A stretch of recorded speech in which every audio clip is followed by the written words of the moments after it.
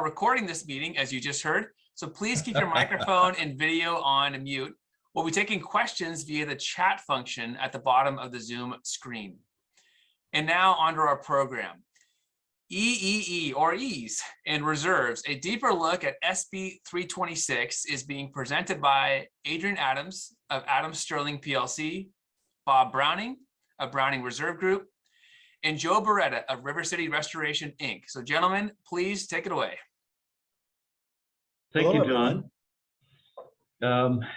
We probably just should briefly announce who we are. I think everyone knows who I am, Adrian Adams. We have a statewide law firm. We have 10 law offices throughout the state with clients from all the way to the Northern California border to San Diego and all points in between. So Bob, say something about yourself. Yeah, thank you, Adrian. This is Bob Browning. Good to be with you again. I pulled out my trusty orange tie for today for luck, so I hope it works. But I own the Browning Reserve Group, and we do reserve studies around the Western US and are proud to be a part of the CNC chapter. Joe? Yeah, hi, welcome everyone. My name is Joe Barretta.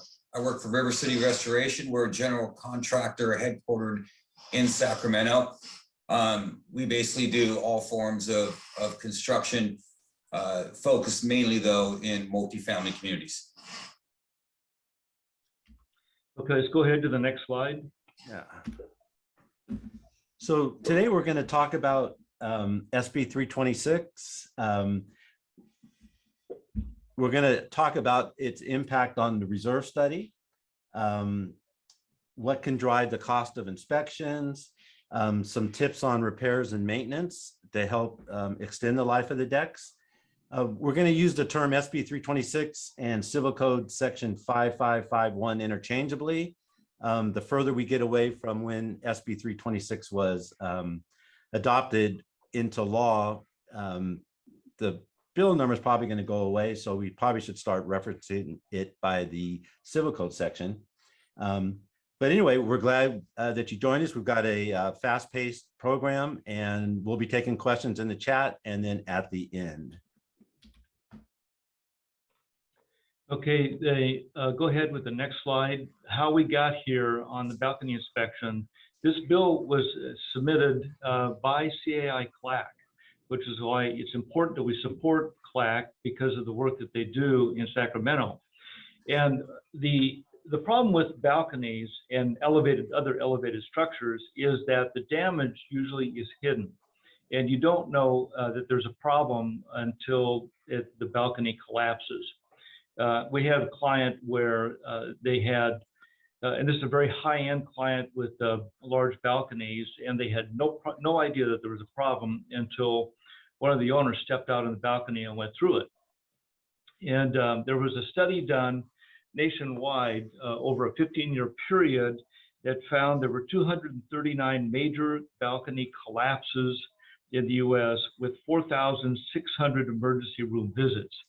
In California, there were 2 major collapses, one in 1992 in Malibu, in which 2 were killed and 29 injured. And then in 2015, balcony collapse that killed 6 students and injured 7 others. And so the need for this kind of bill is quite real. And we're going to go through and talk about what are now the elements in that bill, which is now statute, so that you understand what is required for these inspections. So let's go to the next slide.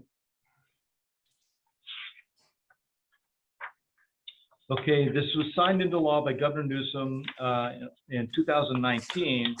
And what's important is that it covers not, even though we call it the balcony bill, it covers all elevated exterior elements, which is why this is called EEE. So exterior elevated elements. And we're going to show you some sample examples of what that means. Let's go to the next one.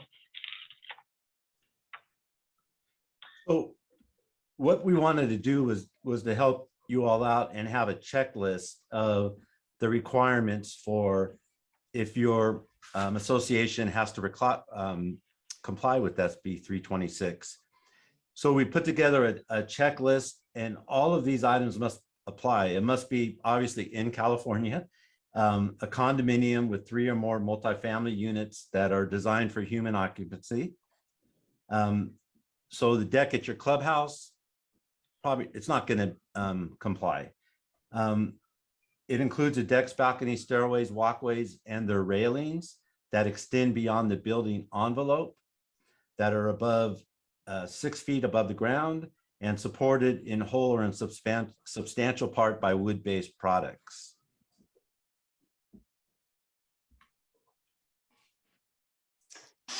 So mandatory inspections, who can do it? A licensed structural engineer or architect. What are they inspecting? Well, they're inspecting these EEEs via a visual inspection to the least intrusive method, as long as that shows the condition. So we'll talk more about what happens when it's more of an intrusive method. And how often? Once every 9 years. And the first inspection must be completed by January 1st, 2025, and then 9 years, obviously, thereafter. Yeah, and the 9-year cycle kind of coordinates with the reserve studies because they're done every 3 years, and so it would fit in with that cycle. And the importance of the January 1, 2025, a lot of people are waiting. I think that's a mistake. If you wait until the end of 2024 to beat that January 1, 2025, I think you're going to find it's going to be difficult to find people to do the inspections, and the cost will increase because the demand is going to be skyrocketing at that point. So it's really better to do the inspections now rather than waiting until the end of 2024. The next slide. What's also interesting is that after the collapse of the condominium in Surfside, this law that CLAC helped with may be used as a model in some of the other states for how they're going to deal with building inspections and safety. It seems California was on the leading edge of the topic of making our buildings safer than they are by way of the balcony bill. So how does the Civil Code section 5551 impact the reserve study? Well, one thing we want to be clear about is the cost of the inspection, which can be quite expensive sometimes, can be a reserve component. So you can reserve for that 9-year inspection through reserves. Since the condominiums that have balconies and decks, you should have been reserving for them all along. The law didn't really change that. It just added the invasive inspection concept to it. But so you should already have line items in your reserve study for the balconies and the decks. So obviously these can be paid for from reserves. Starting early is the key for any reserve component, let alone balconies and decks and landings. You want to be able to have as much time to put away the money that's going to be needed to replace these when they need to be done, as well as pay for the inspections. So like Adrian said, we don't want to put our heads in the sand on these. Oftentimes when the reserve analyst is looking at the facility or the condominium, you know, it's not 100% apparent that that deck or balcony falls within SB 326, as you'll see in some further slides. So the reserve analyst often will recommend that the manager or the board seek the advice of an attorney or an engineer, architect, or maybe start with their local contractor and go from there. But it's not always cut and dry which exterior elevated elements are going to have to comply with SB 326. I think what you're going to hear a recurring theme today is, even technically, if they don't comply, you should probably treat them like they comply in a lot of circumstances, just for the benefit of your members. So the bottom line on the reserve study is, you know, these are condominiums. Hopefully you've already been reserving for much of this, and now you can layer on the inspection out of reserves as well. This is the photo of Surfside, Champlain Towers in Surfside, Florida. And one of the things that, some board members I'm hearing through the grapevine are saying that there's no penalty in the statute for not doing the inspection, and therefore they're not going to do the inspection. And it's true, there is not a penalty built into the statute. David Stirling does not say if you don't do this inspection, you're going to get fined X number of dollars. But there are definitely problems that you're going to face as boards, and if you don't do the inspections. One is you can be sued. So you can have members that would sue you because you're not in compliance, sue for breach of fiduciary duties, because it is your duties as board members to comply with the statute. And worse, if someone is injured or killed, you're going to get sued for sure because you didn't comply with the statute. Secondly, as you can see there on the right side, Fannie Mae and Freddie Mac, they're now requiring lender questionnaires, and some of you are starting to see it. Some of the managers, I've been contacted. We've been getting phone calls saying, how do we deal with this? How do we answer these questions? And here are just a few of the questions. So it's quite lengthy, but I just pulled out a few of them. So you can see, when was the last time the building was inspected by a licensed architect, licensed engineer, or other building inspector? Florida had actually requirement that the buildings be inspected. We have the requirement now that balconies be inspected. And so that question you have to answer is, when was the last time it was inspected?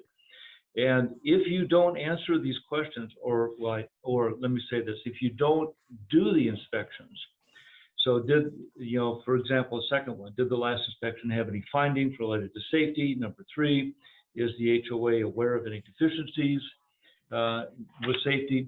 So if you're not doing these inspections, lenders may stop lending. And so there's going to be difficulty with selling units in the development if they're not complying with the statute. And third, insurance carriers may stop insuring, may find it difficult to get insurance if you're not complying with these inspections. So it's important, even though there's not a penalty built into the statute, that boards comply with this. And so managers, your role here is to alert boards to these things, to make sure that they're aware and that they talk to legal counsel, that they work with their reserve analysts, that they start scheduling and getting these balconies inspected and other elevated elements. So next slide. So, okay. Yeah, go ahead, Adrian. Yeah, so what's the manager to do? And Bob, you can also jump in on this, but this is going to get covered again later, and that is on these inspection reports. So do they get the board, do they get a copy of the report? Yes, manager's going to get it, the board's going to get a copy. Question is then, managers, do you then automatically distribute them to the membership? You should only do as the board instructs. And but if the board doesn't want to distribute them, you should tell them, talk to legal counsel, because I'm going to tell them distribute them. They need to be distributed to members so that they know what the status is on their elevated structures. And then who pays for member expenses, lodging, damaging to unit. I think, Bob, you've had some experience already with this. Yeah, we have, and I think Joe has too. And actually, maybe later on, we'd be interested to hear from some of you if you had any experience with paying for member expenses. It's a tough situation sometimes if you have a cantilevered beam that is serving a deck on the second floor, but it really impacts the folks living on the first floor. And so for them to have to move out is going to be a little bit of a challenge. So you're going to want to check your governing documents and probably speak to your legal counsel before you answer those questions. And again, who decides if the balcony falls within SB 326? It's a question we get a lot of the times. And in some cases, like McEwen fourplexes, those of you familiar with those, it's pretty easy, but in other cases, it's not. And so you may need to call your attorney or your engineer and your reserve analyst so you can make sure you comply with the law completely. So in terms of numbers, we do have a pro tip for you today. If you're using real numbers, plan early. Now we're going to pivot to more of the construction side of the program today, and about how these balconies can look when they first present, when you go out to a site. And then from there, we're going to pivot to the inspection side of the law. So these next several slides, I'm going to go through. I'm not going to spend a lot of time. There's kind of a moral at the end of the story here. But we want to kind of just go through and take a look at the different types of EEEs and kind of what is involved in inspection. So elevated balconies. Next slide. Before we leave this one, I think one's important, to emphasize what Bob had said. He said, talk to legal counsel, talk to, an architect, somebody, because it's sometimes difficult to tell by looking what it is. Some are obvious. They're wood structures, they're supported by wood. But is this cantilevered concrete and steel, or is this wood that's under there holding this up? And that's why you are going to need some assistance on some cases trying to decide whether this fits under the statute or not. So Joe? Yeah, next slide. So elevated walkways. So just as Adrian was pointed out, if you look at this one, it's pretty apparent that these are wood structural members, the posts and the beams. So that would definitely be part of it. Next slide. Stairs and landings. So this photo is kind of interesting. So we were talking a little bit before about complying. What complies is an EEE, and what it says is anything 6 feet or higher off the ground. Or if you look at this and you see that landing where the two stairs are coming in, that is not 6 feet off the ground. However, the stair that is ascending off of this to the next level deck is 6 feet off the ground, but connected by a stair. So kind of an interesting situation where just so does the lower one comply or not, it goes back to the attorney, probably a little bit with the engineer. In my opinion, it does, because the stair is connecting the two assemblies together. Okay, so just one of those conditions that is not cut and dry, per the specifications. Hey, Joe, can you talk just for a minute about some of the upgrades and changes that might be required when a permit's pulled for this balcony? Yeah, so absolutely. So we're going to touch on a little bit of, what dictates costs and stuff later, but a lot of things that people don't understand. So let's say, for example, that your inspection calls out the structural member that you see in the photo where the two stairs are attaching. When you replace something construction-wise, you have to bring it to current code, okay? So current building code requirements. So when I look at this photo, what do I see? I just don't only see that the beam needs to be replaced, but I see that the stair railings are not compliant because there's not a return on the bottom, which is code. There was no grab or grip bar on the railing. And also where those stairs are, where you see the treads going up, by current code, those now need to be closed, meaning you can't see through them. So in replacing the beam, you have a pretty good chance that by detaching the stair to replace the beam and reattaching it, the building department is going to enforce that you bring it to code. That is really dependent on the building code entity. Some are more strict than others. But as a general rule, I would plan for that because the building departments are getting a lot more strict across the board. Yeah. Let's go back to that for a second, because I have a question for Bob. So Bob, as a reserve analyst, are you taking those kinds of things into account when you're doing the reserve studies? Yeah, we're trying. Obviously, in all cases, the reserve analyst doesn't know what the design may be when it's replaced. Besides the code upgrades, they may go from wood products to steel or some type of composite. There's so many unknowns. That's why you have to plan early and involve your reserve analyst into the fix, because there's so many unknowns. And so it's difficult for the reserve analyst to add a cost multiplier onto the project. So we like to work with the clients and collaborate and work with their experts to make sure it gets costed or priced correctly.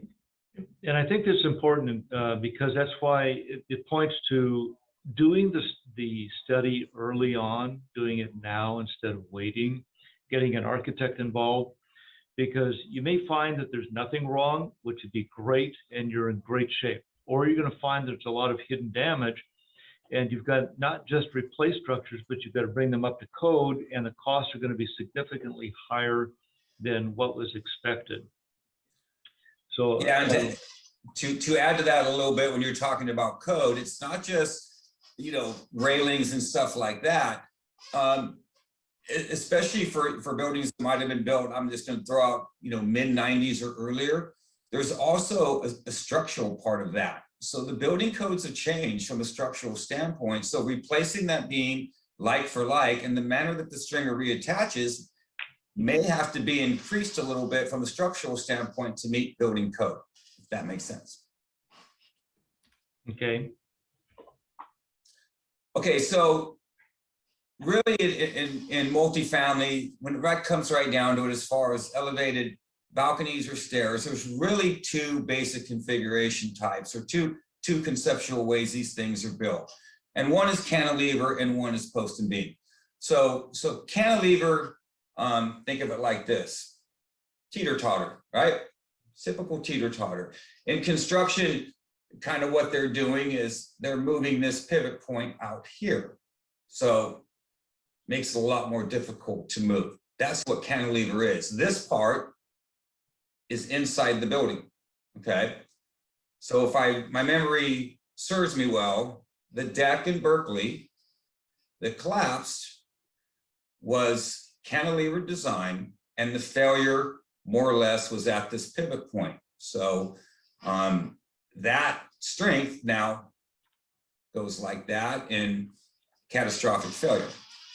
On the post and beam, you may look at this and say, well, wait a minute, you just showed me a picture of some stairs and, you know, we don't see no posts. Well, in most configurations on post and beam, even though it's this conceptual design, the post is in the building walls. You don't see them, okay? But by concept, the design is still the same. It's attached to the building at one point on the side or maybe both sides, and these supports for those beams or those structural members are sometimes exposed, sometimes they're part of the building walls, okay? The failure in Folsom, where the stair collapsed, technically that was a post and beam, right? That was a stair similar to the one we just showed you. The failure of that is really a combination of the design being somewhat not correct, and water intrusion or multiple different things that got in. It wasn't actually, you know, a failure of the structural beam, okay? So kind of how all these things tie together is really important, and why the inspection is talking about waterproof barriers and all this other stuff. So next slide. So waterproof barriers and flashings. Basically, this is what protects the inner structural components of a building, okay? They integrate together to prevent water or moisture from getting in and damaging those components. The siding or stucco on the outside of the building is designed with these waterproof barriers, and basically that protects the waterproof barrier in general terms. Next slide.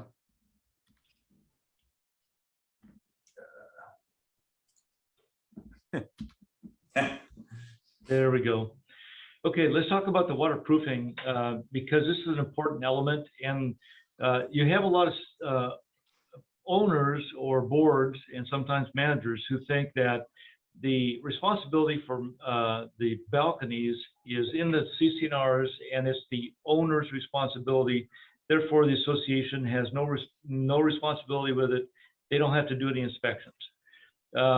Typically, that's not really the reality. More often than not, it's the owner may be responsible for the waterproofing element, whereas the association is still responsible for the structure itself. So if the waterproofing element is failing, the association may not know that, and that dry rot is set into the structural elements. And that's where the inspection will reveal that. And it may be that if the owner is responsible for the waterproofing, has not maintained it properly, has abused it, the association may be able to go back against the owner for the cost of repairing the structural elements. And so you can't just assume, and for managers, this is really important. Really, when you get confronted with this issue, don't try to read and interpret the CC&Rs on your own, because if you get it wrong, they're gonna turn to you for responsibility for whatever damage occurs. So you want to defer and say, board, you really need to talk to legal counsel, get an interpretation on this to find out who is responsible for what when it comes to the balconies.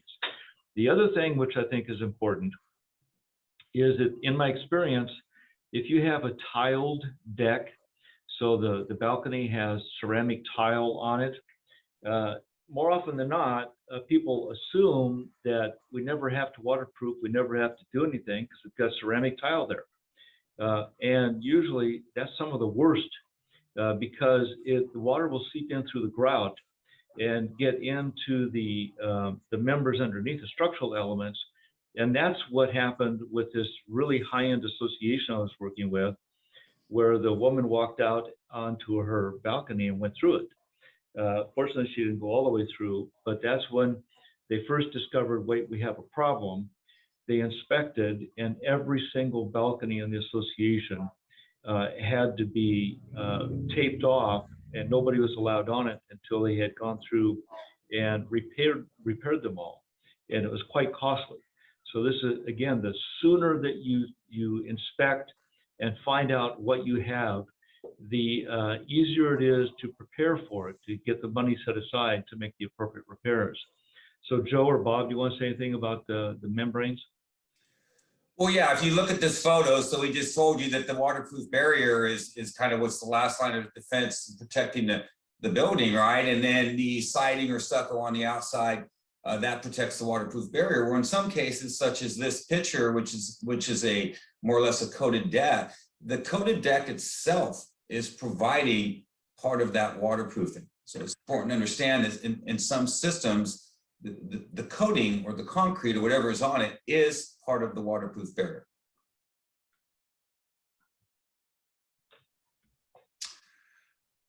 Okay, so back to, typical types. So two types really in general terms. We have one which is typically redwood or composite decking, where water passes through, right?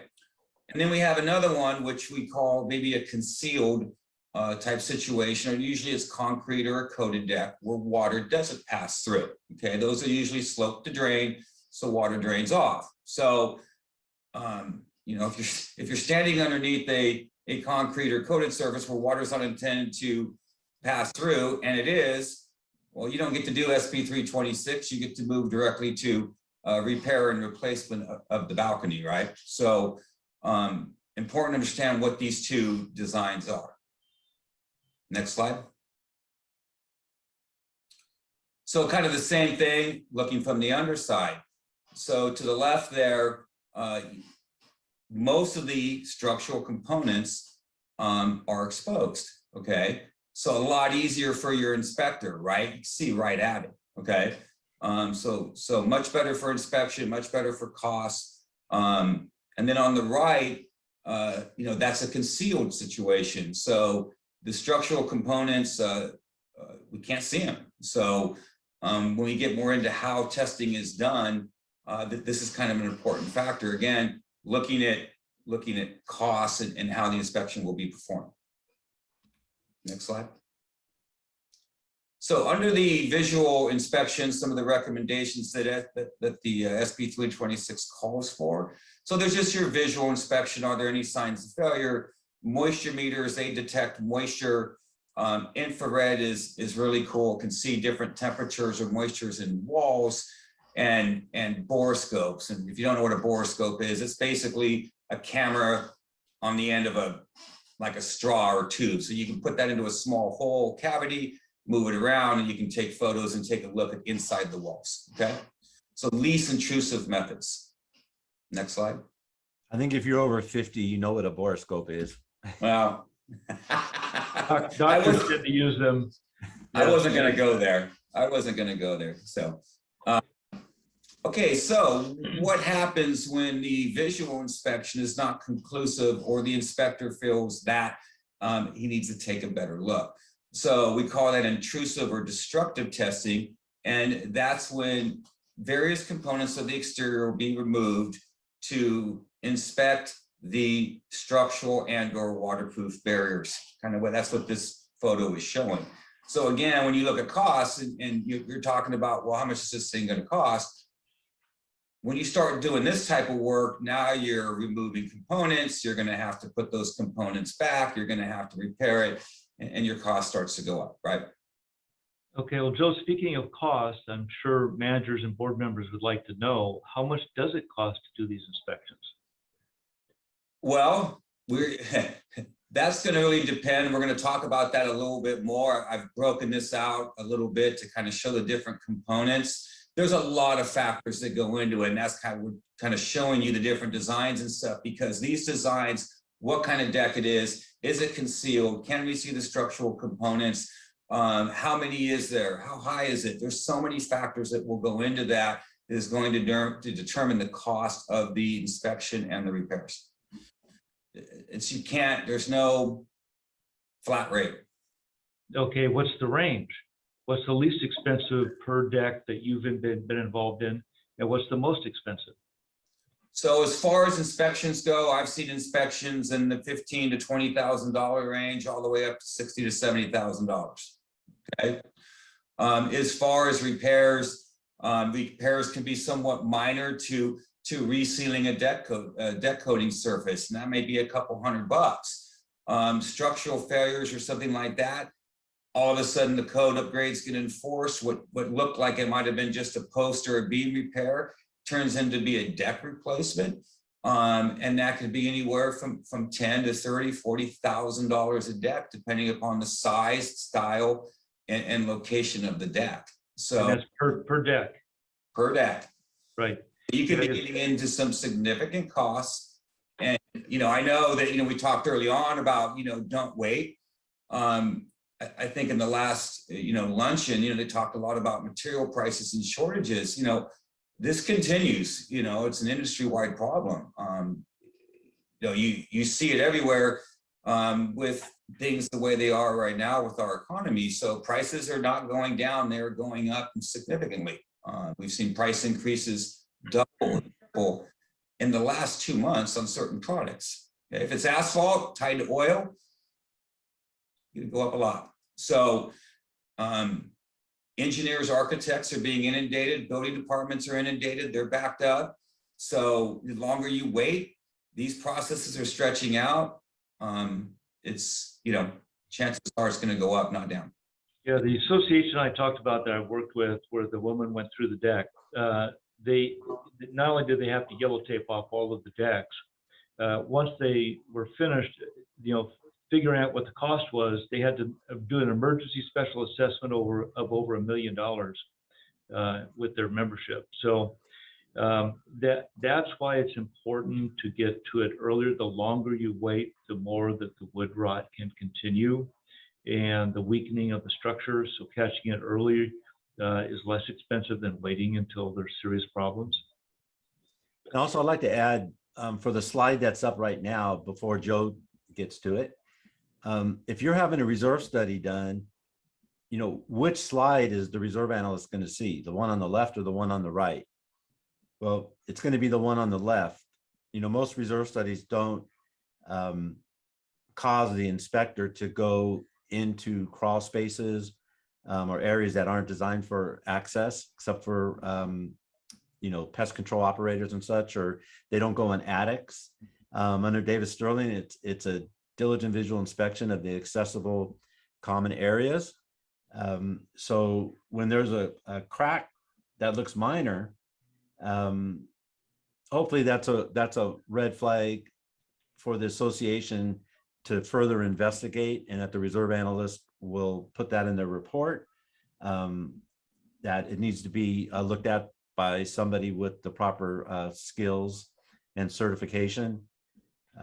But it's a good example here of why a reserve study, the visual observation that happens during the reserve study is not designed to uncover what we're seeing on this slide. Sometimes it does, but it's not designed to do that. And that's another issue that's kind of tied to the Surfside collapse, is the need, as all of these buildings that were built in the 60s, 70s, and 80s, they're now at an age when you're looking 30 years forward that we're at 60, 70, 80 years of serviceable life.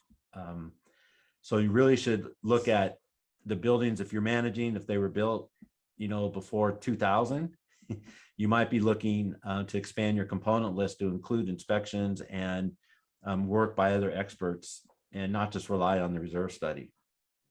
So if a board came to you and said, we'd like you to do the SB 326 inspection, is that something your company could do or would do? Negative. Only a licensed engineer or architect can do an SB 326 inspection. Okay. Ready for the next slide? Well, let me just say something else. There are all reserve study firms that are that have engineers, and the ones that I know about, please correct me if I'm wrong, if someone's on the call, they don't do them either. They stay in their lane of doing reserve studies, even though they have engineers on staff, and they would recommend an engineer. Did you have anything you want to say on the slide, Joe? Yeah, on this one there is. So, I go back to visual inspections and those methods and intrusive. So if you look at the slide picture on the left, this is a real condition. So it looks pretty good, right? I mean, painted, clean, no water staining, just a little crack right there. Okay. In this particular case, the crack was concerning. So we come in from the bottom, we take a look, and on the right is what's really happening underneath that deck. So we have a structural failure and a lot of really cool looking stuff there that my son would love to bring for show and tell at science class. So this is, a situation where, like Bob just said, the visual, it looks pretty good. But there's certain things that inspectors and those of us know that, that crack's in a weird place. It doesn't look right. And lo and behold, we have some major damage, and this is going to need to be resolved. So. Yeah, one more question for the two of you, and we're fine on this slide. We can move forward. If you have a crack like that, how long does it take for significant damage to occur? Well, so in most decks or in a lot of structures, so when we go back and I showed you that slide where it was concealed. So you have a concealed surface up top, you have a concealed surface in the bottom, so you've built a cavity, and there's no ventilation. Okay, in some cases there will be, but when there's no ventilation and the moisture is trapped in that cavity, sometimes it doesn't take very long. We have seen major structural damage occur inside of 2 years of a newly built complex. So it may not take very long at all. Right, and that brings up a good point. For managers out there, when you take on a project that is newly built, you're within that 10-year statute of limitations for construction defects. This is going to be an important part, of the inspection to find out if there were waterproofing problems by the developer when they built this, creating now failures that will occur within that 10-year statute.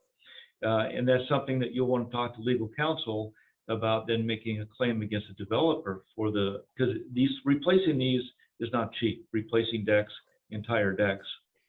So just be aware of that. And what we also see is construction techniques being used now are much different from a design standpoint from back in the 60s, 70s, and even 80s. I mean, soffits are boxed in. There's stucco, facing on other areas that might have been visual just from walking by in the past. If you think of wood-based apartments, that many have been converted into condos, from the 60s. The good thing about them is you can see a lot of the exposed structure walking around. These days, a lot of those types of areas, have been sealed off for a better design appearance. So, all right, statistics. The civil code says that the inspection must include a statistically significant sample, meaning a sufficient number of units inspected to provide 95% confidence, with a margin of error of no greater than plus or minus 5%. So how many decks would need to be inspected? And that's going to be determined on how many units, how many decks are at each unit. Some units may have one or more decks, or some may have zero. So you're going to want to get with your engineer. And I know some of the engineering inspection firms may engage a statistician to make sure that they get that part right. During the question and answer, I know we have other reserve analysts who are attending today, as well as inspectors. Maybe if you have some comments on this or anything we've talked about, we'd love to hear anything that you could add later on.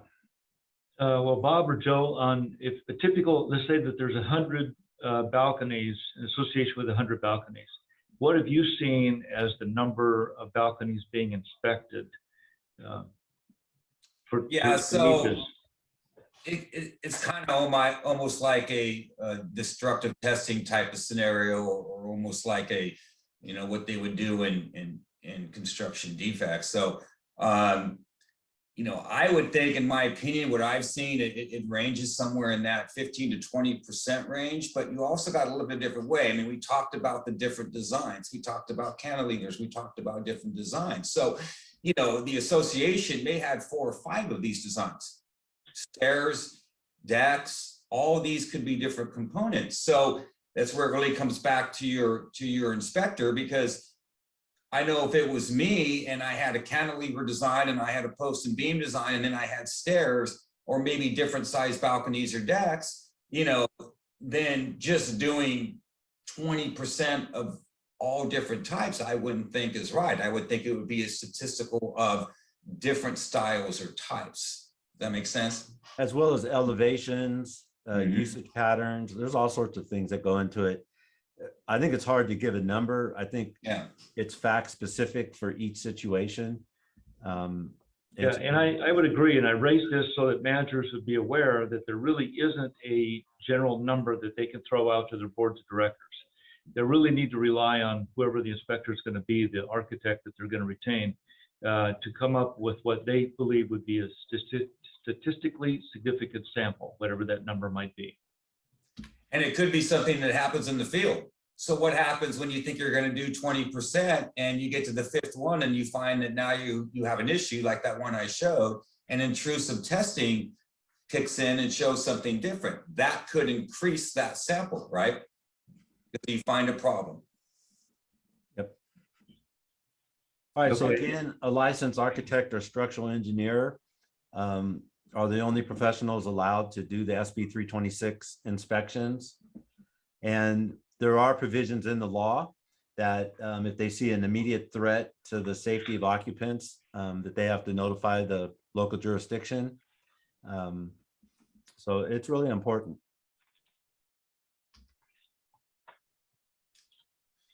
All right, so here we're going to talk about the cost of inspections and what are some of the factors that are driving the cost. A lot of these we've talked about already, but Joe?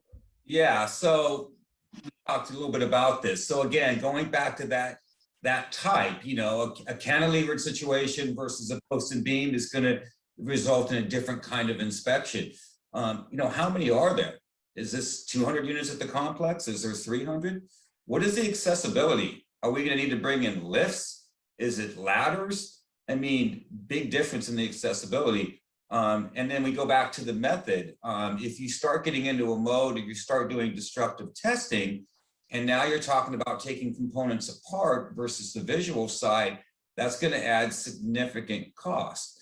And then again, the sample size, as far as that 95%, you know, that quantity is really dictated by a lot of different things that your inspector, at the end of the day, is going to, I guarantee, make sure that he's comfortable with. Just on that previous slide, you know, that immediate threat to safety is kind of a big one. So if your inspector finds a structural problem that in their opinion or analysis is an immediate threat to safety, that gets reported to the building department and the building within 15 days. Your inspector has to do that. The HOA association must take, as it reads, immediate steps to resolve or kind of protect that situation. So what's an immediate step? Board it off, prevent access, okay? Not an easy thing to do if it's an entry. Yeah, Joe, hold on. Let's go forward a couple of slides because we have that spelled out on the next two slides. Okay, so you can see here the inspection report. Whoever is doing the inspection has to do much like as a reserve analyst does, and identify the building components, their current physical condition, the expected future performance, and then recommendations for repair replacement. So if it's not urgent, it may be that they would recommend that 5 years from now, you're going to need to replace the following components, the waterproofing elements or whatever it might be. And so it might be just a typical report, and that you would include in then with your reserve analyst. And Bob, is this something that then you would incorporate into your study? Yeah, definitely. Yes. Okay, and so that boards then can plan on what needs to be done. Let's go to the next slide. Okay, so if they find, as Joe was pointing out, there's an immediate threat of safety involved, then the inspector has to provide a report to the association immediately, and then also to local code enforcement within 15 days, which means then the board really can't ignore this, because they're going to have the city on top of them coming in to say, what's going on? What are you guys doing to fix this? And take immediate corrective action.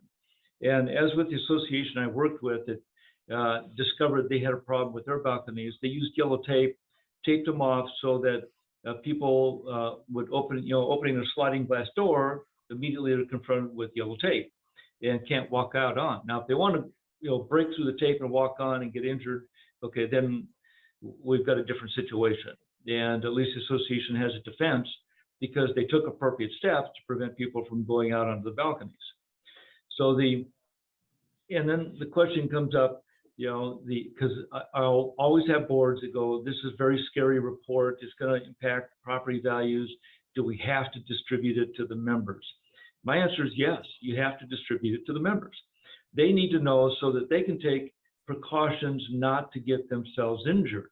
If they read the report and they see this is very serious, so that they then will take precautions not to go out onto their balconies. Also, it helps the board if the membership understands that they need to do an emergency special assessment, or it's something that they can do, that the repairs have to be made within the next 12 or 18 months. Start setting aside monies very quickly, as well as tagging the affected balconies that are really problematic. So again, this is really beneficial to boards in helping them in planning, in also keeping the membership safe. Because I can tell you, if a balcony were to collapse, there's going to be lawsuits filed. Boards are going to get sued. Board members, you don't want to be sued. You don't want to be dragged into court, try to defend yourself as to why something did or didn't get done. So this is going to be, I think, really helpful in the long run, and then in some associations in the short run as well. So either one of you want to comment on this before we go to the next slide? Well, Okay. yeah, again, it's, a balcony is a little bit easier to deal with because it can be blocked. An entry is a little bit different than an animal. So, restricting access to your resident's home, right, is a bigger deal. So that's probably going to result in some sort of shoring or way to temporarily support the structure. And that can get really pricey really fast. Yes. Yeah, we had another client where they had exterior walkways connecting the buildings, and those had to be basically shut down, which created all kinds of problems for the members getting access to their units. Okay, let's go to the next slide. So here we're switching up a little bit to repairs and maintenance. So yeah, Okay. the report, especially the ones that I've seen, they're going to come back, and again, they're going to evaluate this, and they're going to give you useful life, and they're going to usually tell you that you need some sort of rating system that this is the maintenance items or repairs, and kind of the critical nature of each one. So what is the recommended repairs or maintenance? If it is a structural thing, keep in mind that building departments these days, it's not like it used to be. We're just going to go change a poster, beam, no problem, like for like. No, you have to have structural engineering. Okay, for permitting, they've really tightened this down, and I haven't seen any building departments that won't require this lately. So again, be proactive. Lead times for that engineering as well as materials could be a lot. That's going to lead to longer lead times for you get it to the building department. Some of these entities are running 6 to 8 weeks just to do the plan review. I just had one that took 2 months. So by the time you get to construction, you could be looking at months. And then budget for the unforeseen. So again, code upgrades, these other things that are going to come up are things that you should be planning for. You know, it's unexpected things that you find. And chances are, if the deck's rotted out, once we pull the wall apart, the wall's probably not going to be in very good shape either. So put a little contingency money in there for those things that are unforeseen in your budget. As well as, know how your decks are constructed. There's proprietary systems out there that have a maintenance regimen, and maybe a multi-step regimen, maybe a 5-year course of action, then maybe an every 10-year course of action, and maybe a replacement after 15 years. There's things like Westcoat out there. You've got the composites, you have plywood, you have people putting carpet over plywood in some cases. You should have an ongoing inspection regimen built into your maintenance program for your association that really rises to the amount of risk and danger and cost if you wait to make the major repairs or the maintenance that will forestall the major repairs. So oftentimes we go out onto a project and nobody knows what product was installed 18 years ago, and balconies and decks in some cases for the reserve analysts can be very tough to see without going through the unit. And that requires a lot of pre-planning. And so you really need to have a regimen set up in place and know what products you have. One of the biggest issues in our industry is continuity of records and keeping, those records moving from management company to management company and board to board, and making sure that information gets to the reserve analyst and all other vendors that are going to be working at the project. I could go on forever on this topic, but oh, please don't. okay, sorry. So in closing, do my co-host have any other things on repair and maintenance? Yeah, I want to just add one point, and then we'll go to the Q&A. Joe, you had said the cost could run as much as $70,000 just to do the inspections. A lot of associations are not going to have that money available in their operating budget that they can spend on it. So I want to go back to Bob. You said earlier, can they borrow that money? Can they use money in the reserves to do the inspection? I haven't heard anything to the contrary in legal opinions or case law. And our advice to clients is, work with your legal counsel, but that, the maintenance of these reserve components, just because you might have to hire an engineer, then that's not somebody going out there and driving a nail. That is still a reserve component even though it's a report and not an actual physical Okay, concept. well, if you're going to put that burden on me, the Yeah. answer is yes, they can. This is part of the maintenance, part of the reserves, as far as I'm concerned. And so if they need to use the money in order to do the inspections because they don't have it in their operations, which nobody does, then yes, do it. Do the inspections. And then you can look at, do you have sufficient money in the reserve to do the repairs? If you do, great. If you don't, then you may be looking at emergency special assessment, or if the repairs can be put off, then simply increasing the amount of money is going into reserve so those repairs can be made. Okay, let's go to the last slide. We're at the Q&A portion. So are there questions, Rachel? Yes, sir. So we have compiled a list of the questions that have come in. We will go through as many of these as we can. And thank you, speakers, for putting your contact information on that slide, because if we do not get to your question, please feel free to reach out to our speakers directly. I am going to read the questions out loud only because we are recording this meeting and I want anyone who rewatches this to have those. Can the HOA legally require owner to repair/rebuild? What are HOA risks if known needed repairs are not completed by the owner? Okay, it depends on what those repairs are, but ultimately the association through its board of directors can force owners to make repairs. And worst case scenarios, you go into court and get the court to order them to make repairs or to step aside, allow the association to make the repairs, and then reimbursement special assessment back against the owner. And in fact, I've done that where we had an owner who refused to repair their balcony. It was leaking into the unit down below. I went into court and the court ordered them to step aside, allow the association to make repairs, and then bill the owner for it. All right, thank you very much. Next question. If owner is responsible for waterproofing that fails, not considered negligence, who is responsible for damage to structure? Well, board working with legal counsel can make that determination, and it's going to come down to, was the owner negligent or not negligent? If there was no negligence involved, each side picks up their own costs.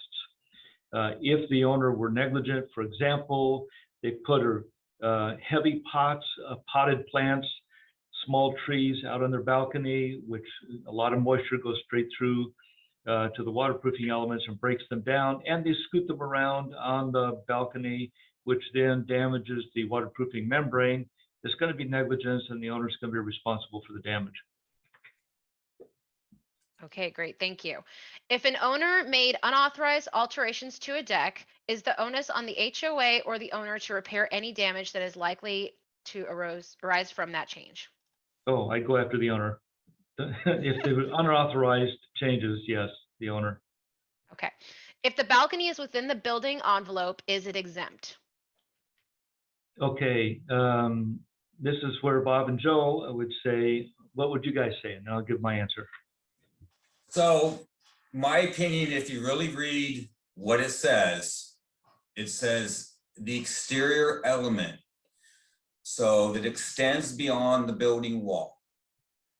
So if, let's say, the structure that's extending beyond the building wall is maybe like some sort of pop-out room where the room extends out, that, in my opinion, would not comply because it's not an exterior element, it's an interior element. Okay, it's not exposed to the elements. Okay, so it's not clear, it doesn't really specifically say how far that exterior element comes beyond the building wall. But if it does, and it's a deck or a walkway, then it needs to be inspected regardless if it's a foot or 2 feet. It doesn't matter. If it's exposed and goes beyond the building wall, then it's part of this inspection. Okay, Bob? Yeah, I'll just go back to our checklist, exterior elevated element. And if it is within the building envelope, it does not comply. And if it's outside of the envelope, it does. But again, these can get very complicated. And I think it's a real fact specific answer.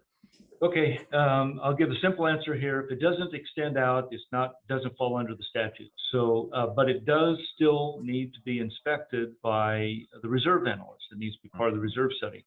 I think the more interesting question is on something, and if everybody understands the question, the balcony is not extending out away from the building. It's over something, over the building itself. So it's sitting on the garage, it's sitting on a rooftop. It's okay. So it's not where in a situation where the balcony or the deck can collapse and fall to the ground. So it's not a danger in that way. It's the railings that I would be concerned about. The railings are going to be attached by wood components. Those wood components are at some point going to fail if somebody is leaning against that and they're 3 stories up, 4 stories up, and the railings fail. Technically, it also, I don't think, falls under the statute, but I would say do the inspections. And this is something, again, reserve analysts need to be looking at, but it's a safety issue. And you don't want a railing to collapse and people tumble 3, 4 stories to the ground. So I hope that answers the question on extending beyond building envelopes. Rachel, another question? Thank you. If a balcony is deemed unusable, is there a mandated time limit in the new law to fix it?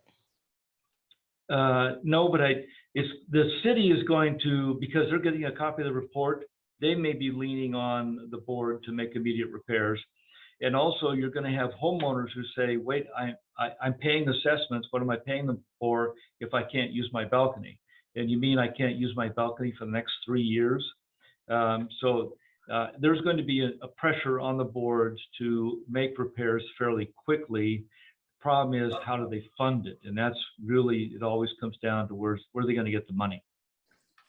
Now, the legislation wording, if you want to take what it exactly says, it says you must take immediate steps.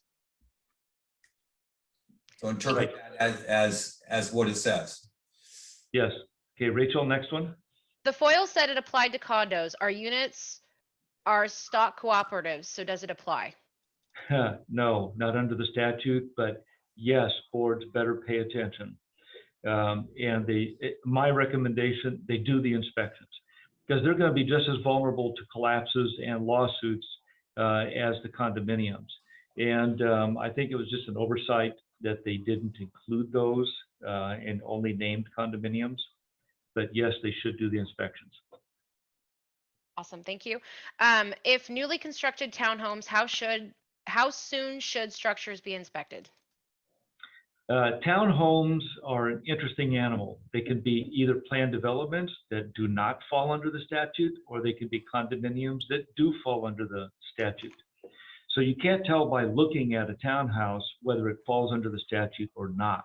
This is where you need legal counsel to look at the governing documents and tell them whether it does or not, whether it falls under the statute, and they have to do the invasive testing. But certainly they have to do the regular call Bob or reserve analyst and do the reserve studies and visual inspection every 3 years. And really, board members and especially managers should know what type of project they have. I mean, we get calls occasionally, to bid a reserve study, and we'll say, what is it? And they'll go, it's a townhome.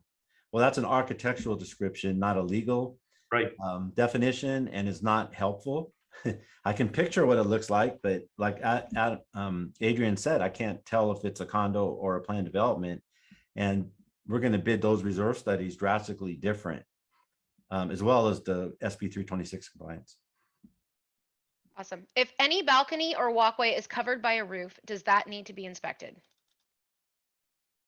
Yes, if it's elevated, it's exterior, it extends beyond the building envelope, even if it's got a roof. Bob or Joe, what would you guys say?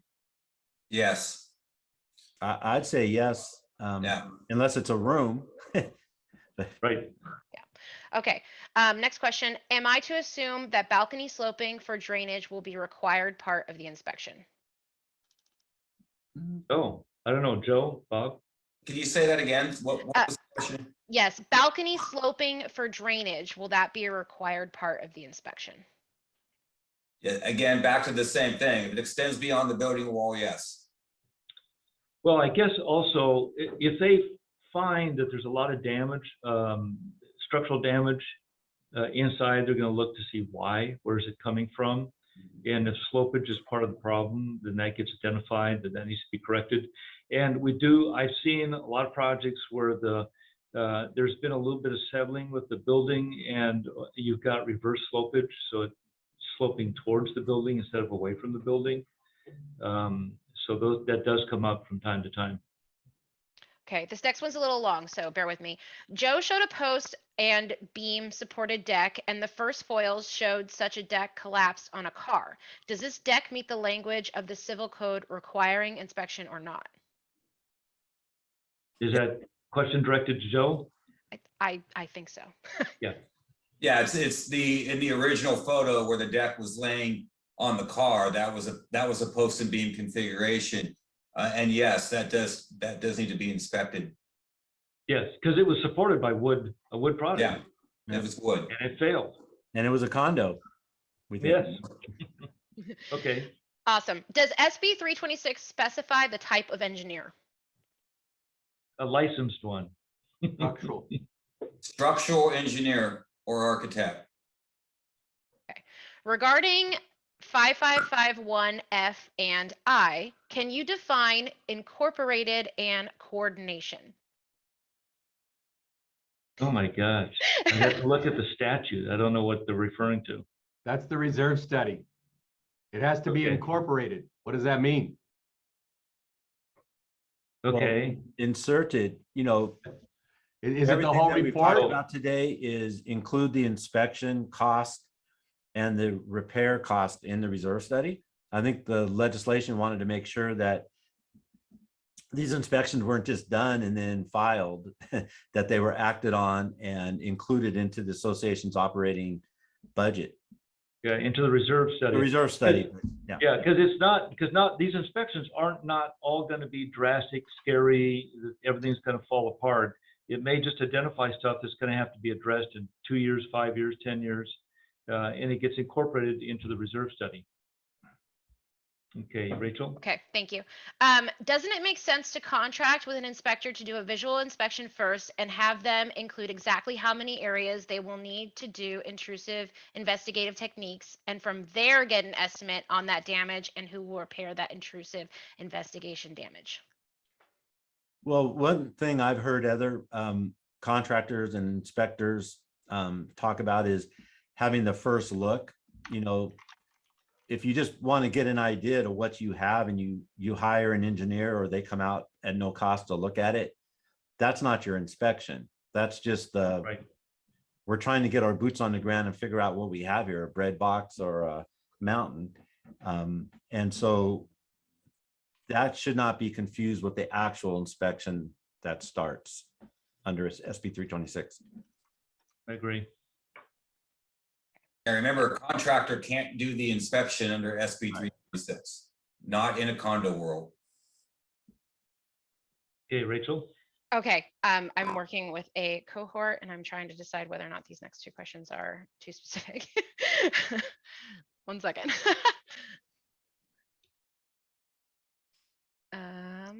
Okay, how will the state of California enforce that each condo building is actually inspected? The state of California is not going to be doing it. So it's going to be the individual owners and the boards doing it, and managers reminding boards and telling them that they need to do it, reserve analysts instructing them they need to be doing it, incorporating it into the reserve study, legal counsel telling them you're required by statute to do these. Again, there's not been a balcony police coming along and doing these and leaning on boards, but it's going to be everybody else. It's like most of the Davis-Stirling Act, very few things have a penalty or a ramification. You just need to do it. As corporate directors, you have the fiduciary duty, to maintain, enhance, and protect. And there's many things that can go bad if you don't, from loss of insurance, Right. Insurance rates going up, Lenders refusing to lend. yeah, or having trouble on a house sale, a member trying to sell their house. I mean, we could go on and on and on, which I won't, on all the bad things that can happen if you don't comply with the law. And just because there is no punitive remediation doesn't mean board shouldn't do it. Okay. And then if you could just confirm, are ID PUDs exempt? Our PUDs? Okay, first of all, just to let everybody know, PUD, Planned Unit Development, is really not a term in the Davis-Stirling Act. There's nothing wrong in using it, just want to make everybody aware. It's planned development. So planned developments are not required. Each individual owner owns their lot, they own the house, they own their own balcony, they're responsible for their own balconies, their own maintenance. And also a question I got recently is at a condominium project, if the clubhouse has an EEE, that would not be included in SB 326. Only the residences, designed for human occupancy. As legal counsel, I would tell them to inspect it anyway. Agreed. Okay, sorry, okay, I have one more. This is gonna be our last one, guys, okay? The piecemealing for which balconies applies sounds like it may be counterproductive from a reserve analyst standpoint when listing out component life. Can you give your opinion on this? Okay, Bob, if you understood the question. I didn't understand the question. Can you read that one more time?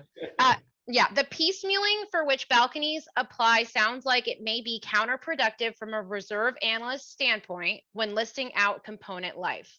Can you give your opinion? Piecemealing, breaking it down into smaller parts. I think Yeah, what they're partial referring replacement. to is I'm like talking maintenance. about doing sections. Yeah, like doing different portions of the, the railing maintenance versus the coating maintenance, Right. that kind of thing.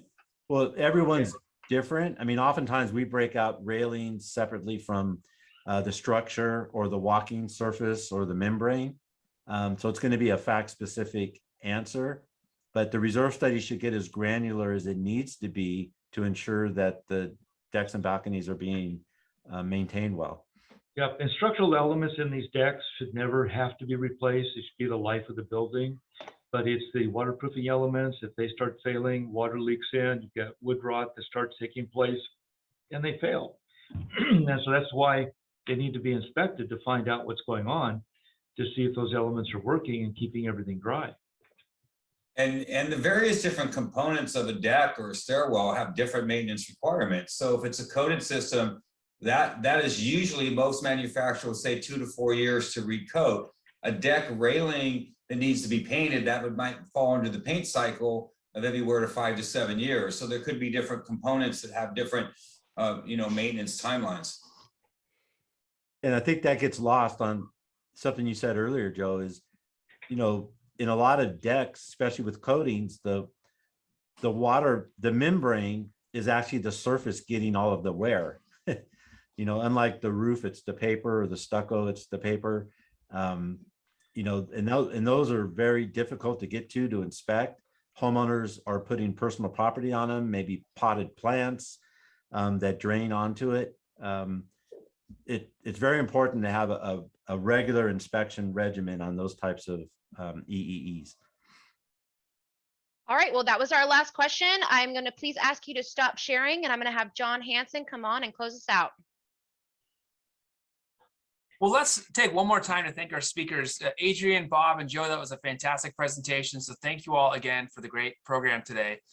And let's thank again our program sponsors. That's Adam Stirling PLC, Angus and Terry LLP, Idalon and Jacobson LLP, Citadel Roofing and Solar, Focus Inspection Group, Pacific Western Bank, and River City Restoration, Inc. Thank you all again to our program sponsors for today.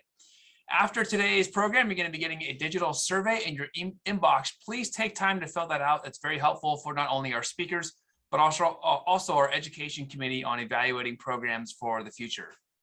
We're now going to take some time for our sponsor drawing. So if you are a sponsor, get ready, have your prize ready, and we'll do the wheel where you can give out your prizes. Any order. Okay, Focused Inspection Group, we are raffling off a $50 Amazon gift card. Awesome, thank you. 1 second. Look at that wheel.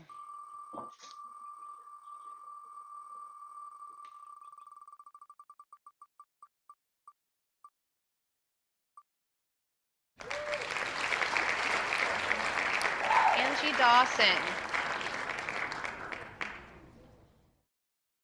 Any other sponsors?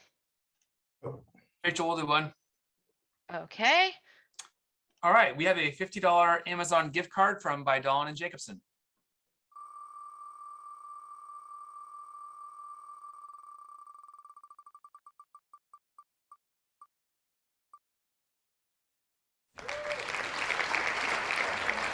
Joe Johnson, Rockbridge Manor. Very good. Congratulations, Joe. We'll be in touch. Rachel? Ash, oh, Go ahead, Nick. We'll go for, I'll let Nick and then Ashley go. Okay, we're gonna raffle off a $50 gift card from Angus and Terry LLP. Awesome. Thank you, Nick. Efarastos, Nikolai. Lisa Lindsay.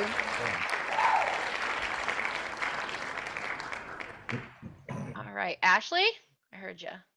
hi, Ashley from River City Restoration. We also have a $50 Amazon gift card to raffle off.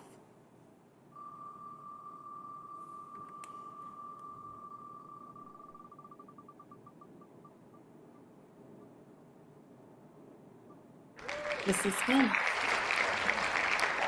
Serena Washington. Congratulations, Serena. Thank you, Ashley. Any other sponsors? We'll go. Looking for, I can't highlight you. I can't see you. Sorry. Go ahead, though. It's Miranda with Adam Stirling, and we are doing as everyone else has done in a $50 gift card for Amazon. Oh, Miranda.